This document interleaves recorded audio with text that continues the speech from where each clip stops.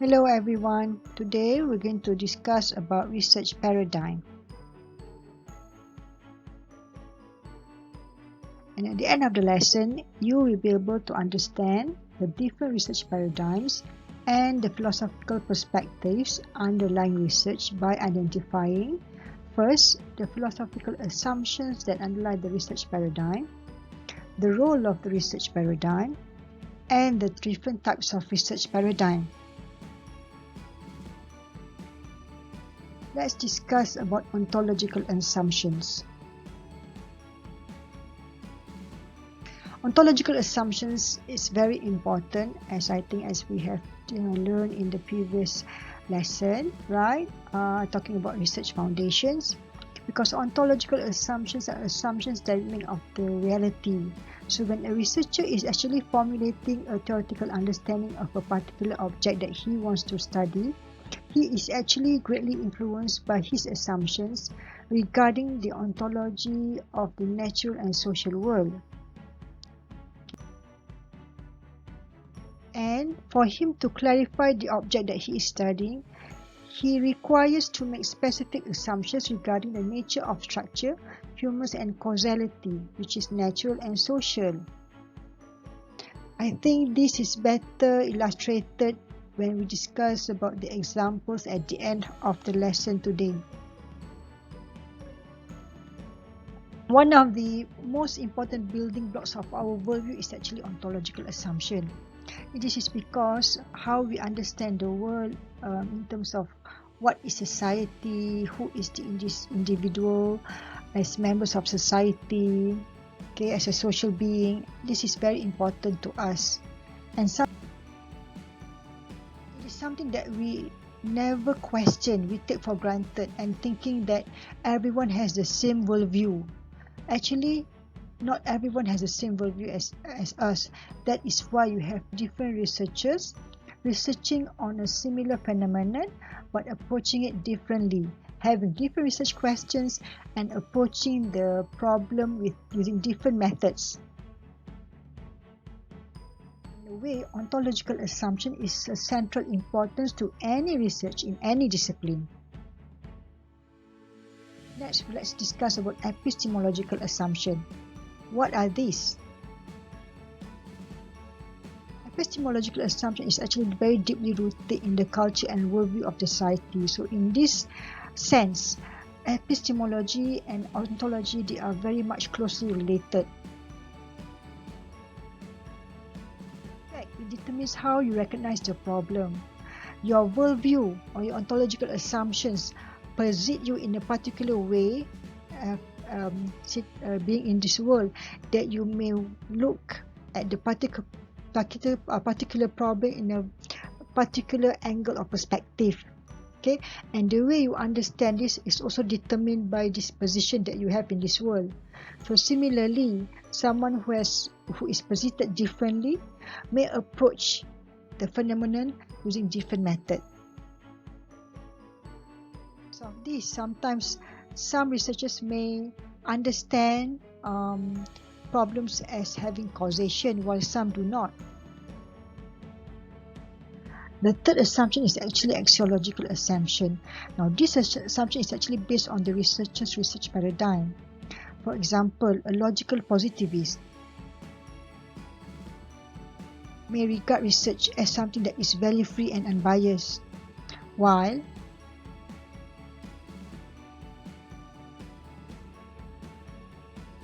a naturalistic researcher may acknowledge his or her values and biases and value nature of the information gathered from the field. Now, in this regard, you can see that a logical positivist, when he regards research as value-free and unbiased, he also assumes that the observer or the researcher has to be independent of what is being studied, and he has to remain objective, okay, because of the fact that knowledge has also to be objective. This is very different than the naturalistic researcher. And finally, we arrive to the methodological assumptions. What are these then? Now, methodological assumptions are actually concerned with how the researcher go about finding out whatever it is that he or she believes can be known based upon his or her prior epistemological assumptions. In this regard, we can say that the ontological and epistemological assumptions will determine the methodological assumptions, and this is also influenced by the axiological assumptions. And all these are actually related to research paradigm. So research paradigm is actually a set of common beliefs and agreements shared between researchers about how problems should be understood and addressed. So in a way, you can see the close relationship between epistemological, ontological and methodological assumptions with research paradigm. I would like to draw from Habermas's theory of knowledge constitutive interest, because using his theory, we can understand better how the different paradigms are related and how it is extended to different contexts of study.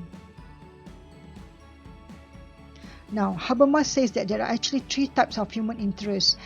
First is that human has this interest to always predict. This is what he refers to as a technical interest. And the forms of knowledge that this interest generated is actually instrumental, where it deals a lot with causal explanation. Okay, and the research methods that researchers usually adopt in these particular forms of knowledge is actually positivistic sciences, using empirical analytical methods like experimental, for instance.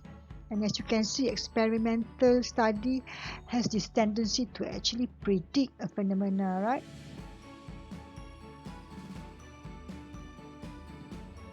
Now, the second human interest is actually practical, where human has this tendency to interpret and understanding. Being a social being, this is what he always does. Okay, human always attempt to understand, as the German word would use is Verstehen, and this refers to the practical forms of knowledge.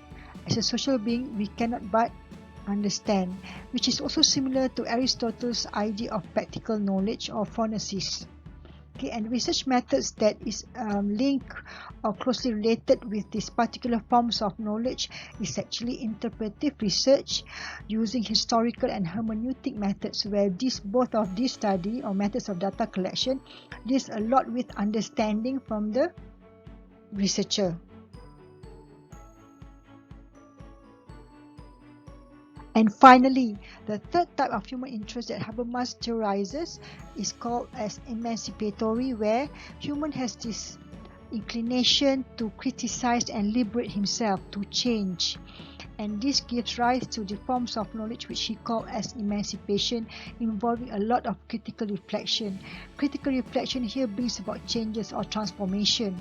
Okay, and here you can see the move from this view of society as being just a reproducing to transforming values also. So in a way, we can see that research methods that are dealing with these forms of knowledge of emancipation are called or known as critical social sciences. Examples of these are critical theory, emancipatory action research, and even feminist research is actually grounded in this form of knowledge. And in the end, we can see how these three philosophical perspectives in a way actually influence or guide a research. Out of this, we can see that there are three main research paradigms. The first one is where we know it as positivism, dealing a lot with natural sciences methods and using it in the to understand the social world. And this is where we can see its inclination or leaning towards a quantitative research method, where most of the time they would use survey and experimental design. On the other hand, you can see that you've got post-positivism, which is mediating between positivism and constructivism at the other end. And this particular paradigm make use of quantitative and qualitative research. A mixed method research is born out of this. And finally, you can see that constructivism gives rise to social sciences, where they actually use a lot of qualitative research in the study. Now, if you look at the paradigm, you can see that there's three paradigms basically, but they are actually at the continuum, where it is one at one end to the other end. Okay, and in the middle you can see that it's divided with post-positivism, where any researcher, if they are at the middle, and they will use a lot of mixed method research mediating between the other two ends. And then you've also got positivism being at one end here, where emphasize more on quantitative, while you've got another end here where quantitative researcher tend to use more qualitative methods to understand the social world. So in a way you can see this is a continuum, and sometimes there is a blend of accommodating each other than opposing each other. Okay.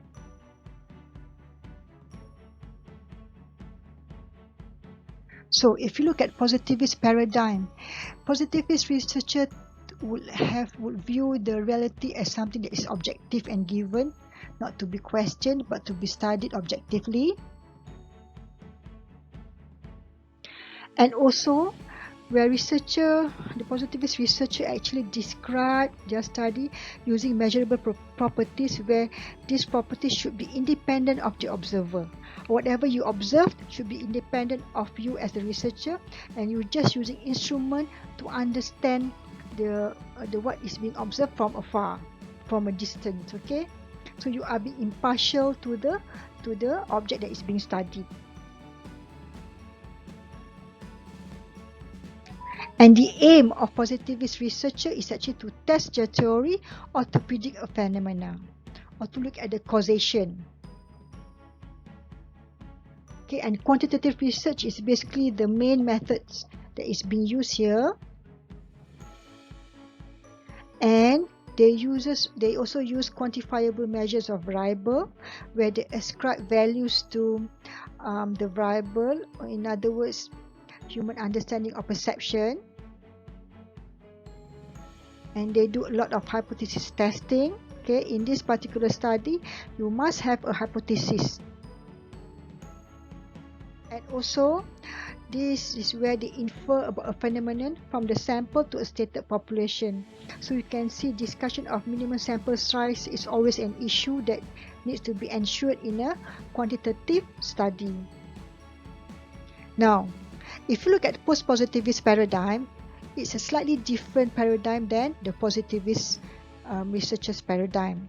This is simply because it shares a foundationalist epistemology with positivism and interpretivist view of research.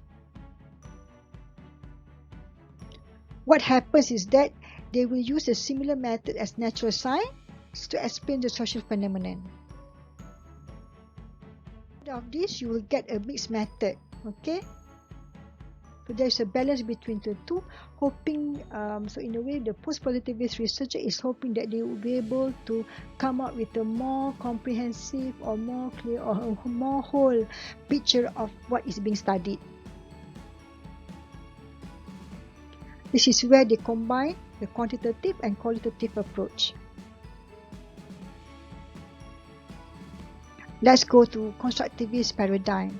Now, for constructivists, they view reality as something that is socially constructed. What does this mean? This means that the society is the one that is defining many things in the world, in reality. Okay, reality is not given like what the positivists believe it to be. Okay, because everything has to be constructed. And you can understand this through the social constructions of the members of society, that is through language, their consciousness, or shared meanings. So if you want to study a certain culture of a particular group, what you need to do is actually to interview or observe the culture that they practices. So this refers to social construction of the shared meanings that they make by themselves, by the society, by the people. And to this extent, that's why you have different culture experienced by different group of society and people, and you understand why this is relative from one context to another. So examples of interpretive research are hermeneutics and phenomenology, and interpretive studies. What it does is actually to understand the phenomena through the meanings that people assign to them, as I have mentioned just now. And in this sense, constructivist research or interpretivist researcher, they do not predefine dependent and independent variables like the positivist does. Okay, and in this sense, it is not dependent upon hypothesis that it requires like positivists, because there's no predefined dependent and independent. What they do is that they go to the field and they explore. They are open to whatever variables that would emerge or that they would discover in the study. And as a result, constructivist researcher or interpretivist researcher, they would focus on the full complexity of human sense making as the situation emerges.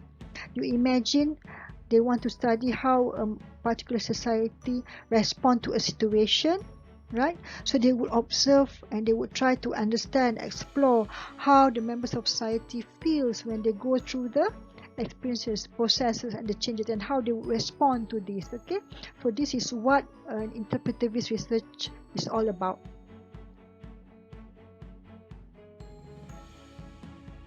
So if you look at these concentric circles, okay, there are many paradigms actually, and you can see the first one that is much close to philosophy of science is basically empiricism, relativism, and you've got positivism and realism.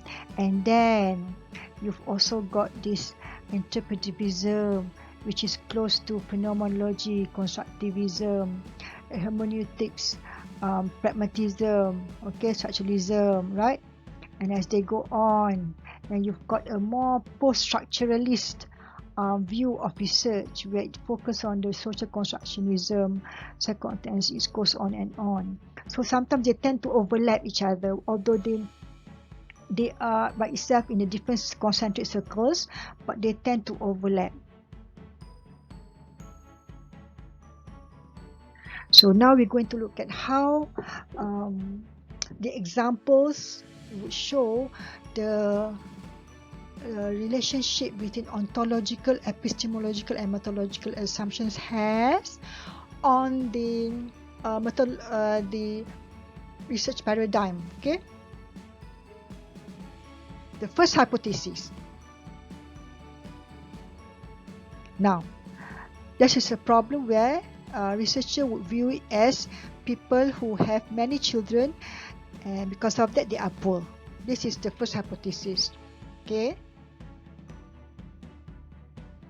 and based on the above statement, the researcher would see that reproducing too many children as the primary cause for poverty, and the solution would be to come up with family control measures and health education and promotion to those people who are poor, who have many children. Now, this is one way of looking at the particular problem. So you've got the first hypothesis. Let's go to the next hypothesis.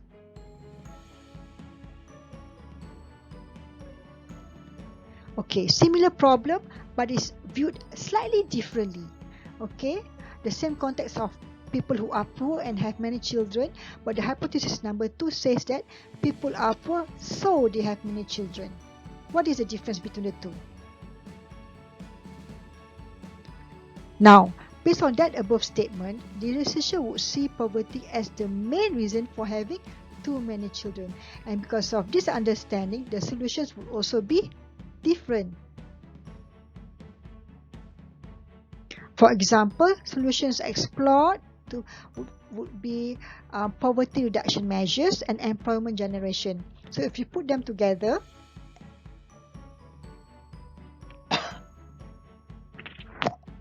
you've got two hypotheses looking at one similar problem but approaching a slightly different way, which results in an inference that is totally different, right? One looking at the people who have many children, and because of this they are poor, so they look at reproducing too many children as being the primary cause for poverty, and so the solution is different. That is where they want to strengthen the family institution itself to provide education for the family. While if you look at the second hypothesis of a similar problem, but they approach it in such a way where they view that people are poor, because of that they have many children, that infers to poverty as the main reason for having too many children. So what the solutions are is actually to come up with measures to reduce poverty. This is where you see an attempt to improve society, okay, using the sociological approach. For instance, coming out with to generate more employment. Okay, so different social institutions are actually being responsible in the solution that is being made. Okay, so these are actually examples of how ontological, epistemological and methodological assumptions of a research can end up or in a way determine how one particular problem can be addressed differently. So this is an evidence saying that yes, how you look at the world, how you understand it, okay, can actually determine your methods of how you resolve or seek to address and answer the problem of the research.